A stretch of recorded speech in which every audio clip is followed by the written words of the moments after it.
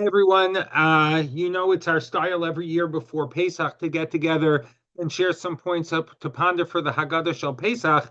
Our practice over the last 21 years has been also to focus on the thoughts of some of the various Torah personalities who passed this year. Before I start, this was an incredibly rough year, and there are many who passed, some of whom I haven't had the chance to really study their wonderful contributions to Torah society. In fact, I was talking to somebody the other day who said to me, you're not going to quote Rosh Shlomo Chaliwa, the Rosh Hashiva of Chaim Berlin, or the Skolener Rebbe, or you're not going to quote Baruch Weisbecker, who was the Rosh Hashiva in Beis Matisyo, or Shlomo Singer, the famous student of Rav Aaron Kotler, who was the Rosh Hashiva here in the Passaic Torah Institute, all sorts of fantastic Torah personalities, and unfortunately, due to constraints of my language and availability of material, some of the people that we just mentioned just frankly aren't going to make it into some of the thoughts. They are no less important to our Seder, Bechayehem Ubemosam Lo Nefradu, together with so many others who unfortunately have given their lives, not the least of which is Achinu Shebi Yisrael. And when we sit down at the Seder, we have a responsibility to go ahead and recall them lovingly as well. And so, as we begin our Haggadah points to ponder, which we're going to dedicate to some of those great Torah personalities who passed, it is incumbent upon us in the process to recall them lovingly as well. And so we begin. We begin the Haggadah points to ponder for this particular year, 5785. First of all, we begin when we recite Kiddush saying, Asher bachar rabanu mikolam, v'romamanu mikol lashon, v'atitein lanu Hashem Elokeinu bi'ava moadim l'simcha. God gives us holidays for simcha. Why does he have to give us a holiday for simcha? There's so many other things that we have the opportunity to have joy about. So during the COVID-19 shutdown, Rav Elazar Meir Taitzu, was the Rav Ha'ir of the Greater Elizabeth Kehillah, noted that during other experiences of Sidarim at other times, we're often able to achieve simcha from people joining us for the Seder, or from the foods and the trips that we often associated with the holiday. However, Rabbi Taitz pointed out, the ultimate goal of Yom Tov is to achieve simcha by being with Hashem. And that opportunity exists wherever one finds himself over Chag. And sometimes this means, these other means give us an impetus for the simcha, but the simcha itself needs to constantly be redirected in terms of being in Hashem's presence. That can be achieved just by being in a moed frame of mind. Moadim l'simcha is a very important, essential first step. And the moed itself is an opportunity for simcha, for contentment, to know that we stand and sit together in the shade of Hashem. We go on through the next couple of steps of the Seder, and when we start the Magid, we begin Manish Tana Halayla Zemi Kol Haleilos. And the Balatanya and the Shulchan Aruch Harav in Siman Taf Ayin Gimel Sif Lamed Aleph notes that there is a mitzvah to distribute nuts to the children, to encourage them to ask the question Manish Tana. And even though there is no answer to the question of Manish Tana, at least that first question, Manish Tana, why is the night different? So frankly, through asking one question, the child will come to ask the other questions about matzah and about maror, and it'll lead to the discussion of Sipur Yetzias Mitzrayim. The Sefer Zikaron LaMoshe about the Chasam Sofer mentions an episode where the Ksav Sofer was the son of the Chasam Sofer, asked the Chasam Sofer a certain question in the Torah, and the Chasam Sofer didn't answer him. And after a few days, the Chasam Sofer turned, called his child in, and gave him a very complete and full answer. And he added that he could have really answered the question immediately, but he wanted his son to learn that from a simple question, one doesn't allow his emunah to fall. Moshe Wolfson, the great Mashgiach of Torah Das, the Rav of Emunas Yisrael, added that the same thing is true on the night of the Seder, that throughout the year, the message of the lesson of the story of Mitzrayim is factual, and tonight it's about a spiritual awakening. And so we can create a question that has no answer in order to show our kids that emunah doesn't fail simply because we have a question. And that's something for us to think about and keep in our minds as well.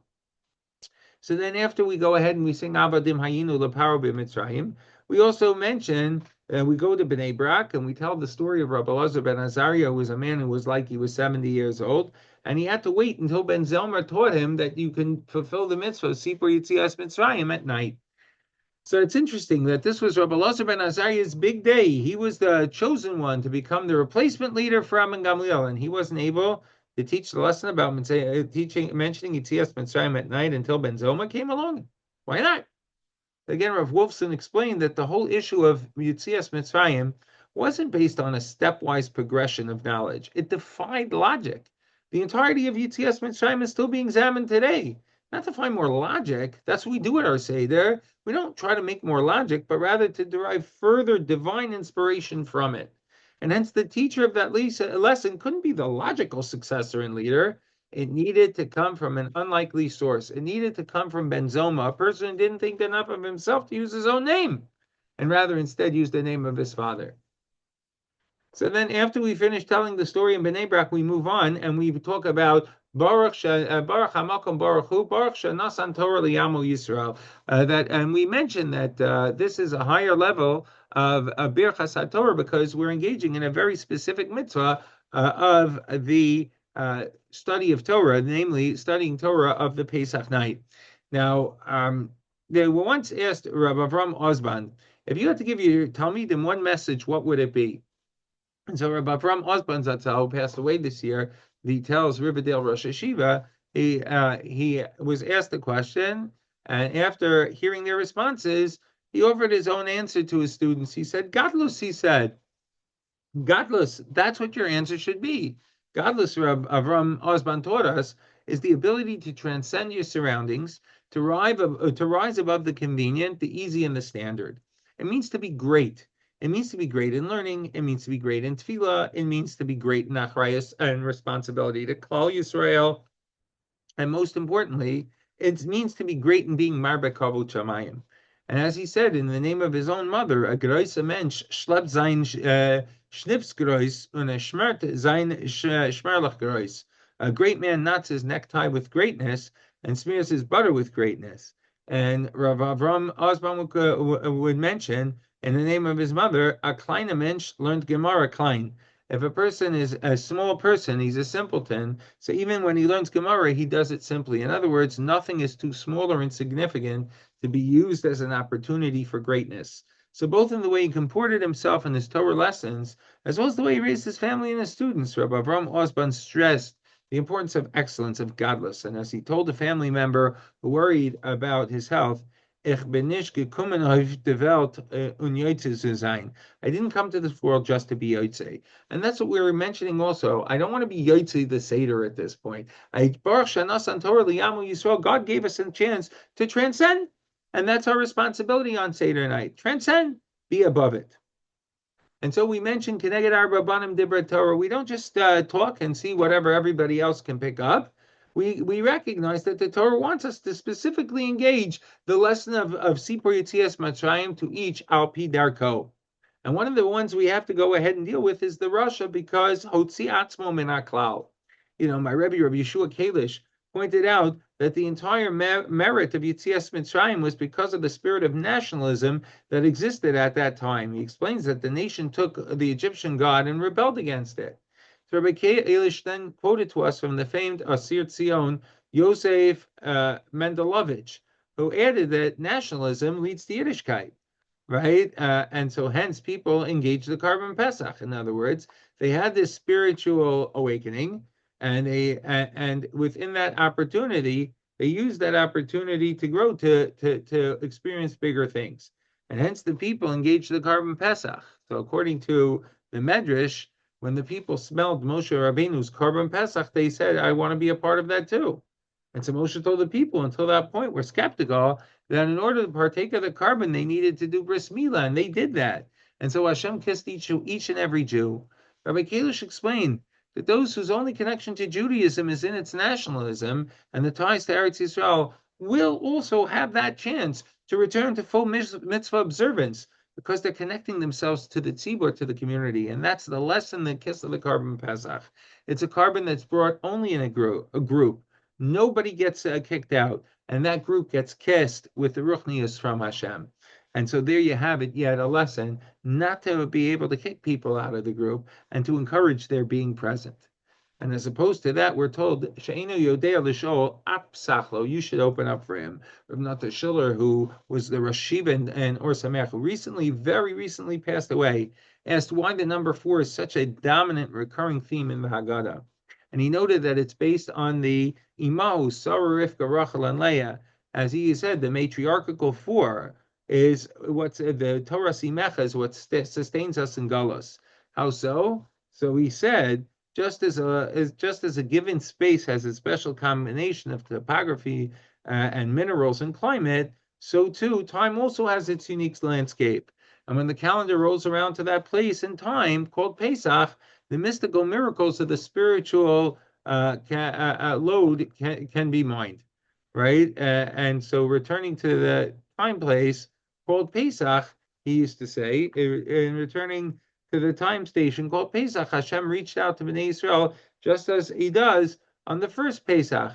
So every Jew feels and senses a reactualization and a reweighting of the matriarchal core of personal identity and national identity. And so hence we find, and that comes because of our connection through our imahos. No matter where we are, there's a mama hiding somewhere for all of us. And so hence when we find the fourth of the 4 sons, who's She'enu Yodea L'Shol, he's so distant that he doesn't know how to ask, we're told Apsachlo, the feminine form. We use the matriarchal mode as a mechanism for maintaining that minimal connection, even for the son who doesn't know enough to ask. And that will bridge it to the moment when the father can fulfill the mitzvah of Vigada Talabincha, you'll tell it. There'll be a reunion of that idea of Shma B'ni Musar Avicha, it's something that connects us and carries us through. So in the course of the Sipur Yetzias Mitzrayim, we also come to a certain understanding that Bnei Yisrael grew very, very large. As we say, that God brought us into like the great size. And we say, that in your blood I will be alive. In other words, in some communities, there's even a custom to make a bracha on smelling hadassim when a child is brought into the bris milah. We find a source based on this pasuk of Amar lach b'damai chayi, Amar lach b'damai chayi. Chazal tell us that mentioning the blood twice, the living blood, is also the blood of bris milah and also the blood of Karban Pesach. And the Medrash in Shmos Rabbah tells us that Hashem was looking for a zechus for Bnei Yisrael's redemption. And so he told Moshe Rabbeinu to do bris milah, and many, many people said no way. So Hashem told Moshe, make a Karban Pesach like we saw from Rabbi Kalish, and then he had a wind from Gan Eden blow, so all of Bnei Yisrael would be enticed by the smell. And they came to Moshe and said, okay, we want to be a part of it, but Moshe said you have to be circumcised first. And they then did the milah, and the damila mixed with the blood of the carbon. So Hashem took each one of them and kissed him, as we mentioned from Rabbi Kalish, and as we see in the pasuk from Marlach b'damai chayi, v'Marlach b'damai chayi. And we have to ask a question: what is this connection between the smell of a carbon Pesach and the mitzvah of bris milah? So the Rosh Yeshiva of Eretz Chemda, right, Rav Moshe Ehrenreich, Zecher Tzadik Livrach, who literally passed away 2 weeks ago, suggested that the sin of the Eitz Hadas caused a deterioration in man's physical power. And speech got blemished when Chava added to Hashem's command, saying you can't even touch the tree. Hearing got affected by her listening to the snake. Sight was harmed by seeing Kitova Islamacho. In fact, the only one of the 5 senses that was spared from Chava's Avera was the power of smell. Now, Rav Yaakov Moshe Harlab on the Haggadah explains that when Hashem wanted to liberate Bnei Yisrael from the darkness of Mitzrayim, he used the sense of smell to get them to come back to their spiritual level. Smell was appropriate to bring them to want the Karban Pesach and agree to the bris milah and reach the level of attachment to Hashem that prompted him to kiss each and every one. Now you understand when we smell hadassim at a bris. It reminds us how smell was so instrumental in Bnei Yisrael's embrace of the mitzvah. And that special quality of smell may help also explain why there's no bracha after we partake in a smell. Why we don't make a bracha achrona on a smell. Because physical enjoyment comes to a clear end and needs a bracha. But spiritual enrichment lingers on and never comes to an end. And that's what we say, says Rav Aaron Reich, V'nisan nigalu v'nisan asidin ligail.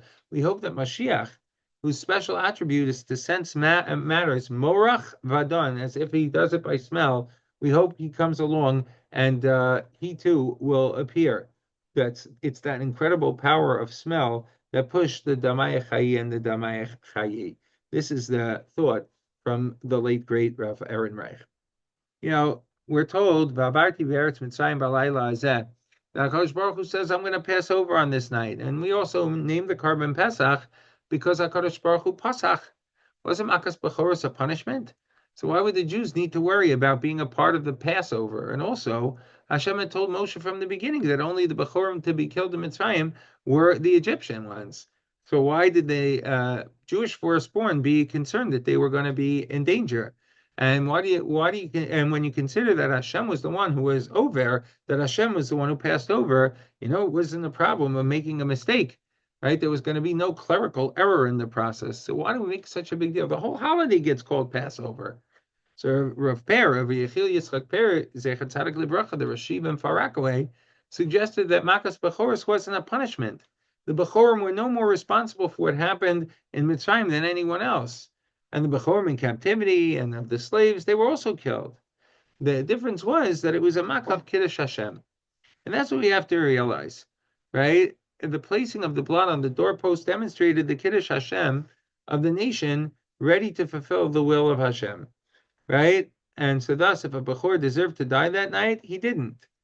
Because as on that night, everyone was involved in Kiddush Hashem. And so therefore, the Bechor was able to get beyond.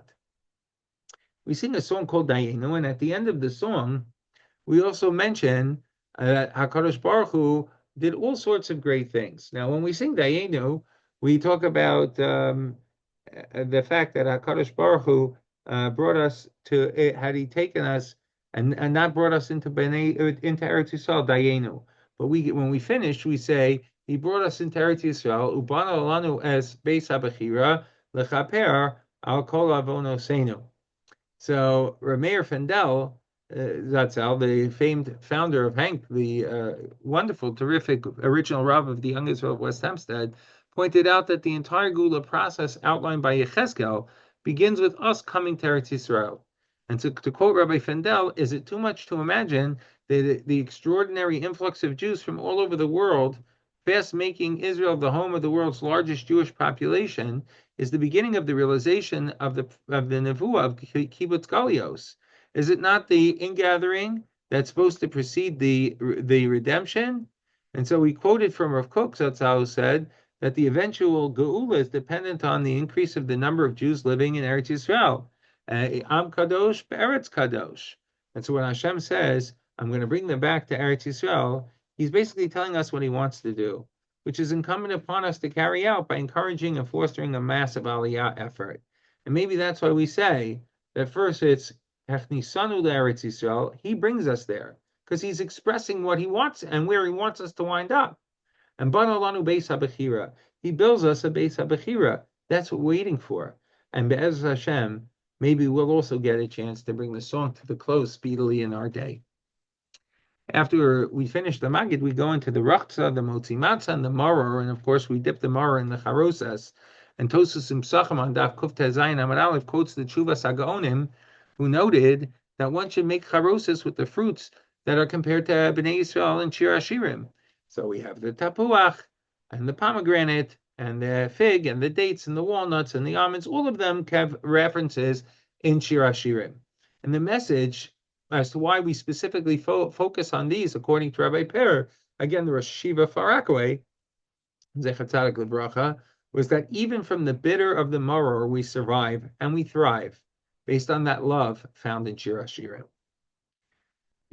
One of the big personalities who is an unnamed, almost unnamed, he comes up in the benching, but is a major hero of the Seder night, is Eliyahu Navi. And the late Rabbi Moshe Kotlarsky, one of the big Askanim in Lubavitch, who also passed away this year, fondly recalled the famous story of the Chassid who once went to the Baal Shem Tov seeking to meet Eliyahu Navi. Well, the Baal Shem Tov told him to travel to a certain forest for Rosh Hashanah. And it was before Rosh Hashanah, and the chassid loaded up a wagon filled with delicacies and all sorts of needs for the Chag. And he went towards the forest, and he wound up not meeting Eliyahu Hanavi. He did happen to chance upon a widow and her two children, and he took the chance to spend Rosh Hashanah with them. And so after the Chag, he went back to the Baal Shem Tov, and he asked him what happened. So the Baal Shem Tov told him, do the same thing again for Yom Kippur. And this time the chassid left earlier, and he came to the forest again with the wagon loaded with all sorts of provisions and delicacies. And again, he didn't find Eliyahu Hanavi, and so he said, listen, I might as well go back to the same widow and her children, right? And he decided to spend Yom Kippur with them. And as he got near the door, he heard the older boy cry out to his mother, I haven't had anything to eat in days, and now I'm supposed to go into Yom Kippur without any food? What am I supposed to do? And the boy's mother consoled him, I told you, I davened to Hashem, and Eliyahu Hanavi came for Rosh Hashanah, and I'll daven again, and I'll appear before Yom Kippur. Come, join me. And the man realized that he was so busy looking for Eliyahu Hanavi that he didn't realize in the process that he could be Eliyahu Hanavi. And Rabbi Kotlarsky added that each of us has the power to be Eliyahu Hanavi and to bring the message of Geula. And he added that if each of us wake up tomorrow the same way as we did, we failed in being Eliyahu. We have that message. In the Nirtza, we also highlight something that becomes a very big theme in the Kabbalistic writing. In fact, the Chasim Sofer on the second day of Pesach would often have what he called the Sudas Esther Amalka. And it's based on the line that we say in the Piyut and Nirtza, Kal Kinsa Hadasa Latzom. On the night of Pesach, Hadasa, Esther, brought everyone to fast. And while we might be able to understand how the rest of the people were allowed to fast on Esther's behalf on Seder night, how was Esther able to fast? Wasn't she worried that she was going to appear to be unfavorable to Achashverosh? And so Rav Moshe Herson, the Rosh Hashiva in the Lubavitch Rabbinical Council, the Rabbinical Yeshiva of America, right here in Morristown, New Jersey, Rabbi Herson once explained that there are times where you can't rationalize decisions, but the needs of the moment become apparent. And so when Esther saw her opportunity, she felt it was the correct one for her to be prepared for spiritually.